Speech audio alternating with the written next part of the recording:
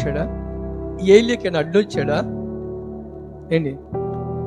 ప్రార్థన చేయకుండా శక్తిని ఎరిగి కృపను పొంది, ఆయన అంత కృప పొందిన వ్యక్తి దేవుని ప్రార్థన చేస్తే బాగుండేది. కానీ ఆయన ప్రార్థన చేయకుండా, దేవుని దగ్గర అడగకుండా తన సొంత ప్రయత్నం చేశాడు, సొంత నిర్ణయం తీసుకున్నాడు. అప్పుడు దేవుడు ఏం చేశాడు? పక్కకున్నాడు. దేవుడు ఆయన పరిగెత్తుతున్నాడు, పరిగెత్తి అలసిపోయి ఎల్లి చెట్టు కింద అలసటి తీర్చుకుంటున్నాడు. హల్లెలూయా. పరిగెత్తినంతసేపు దేవుడు వచ్చాడా?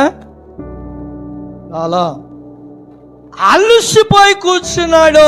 రోజు మీరు ఏ పని చేసినా ప్రార్థన చేయండి. ముందు నాకంతా తెలుసులే అన్నారనుకో, నష్టపోయేది మనమే. హల్లెలూయా.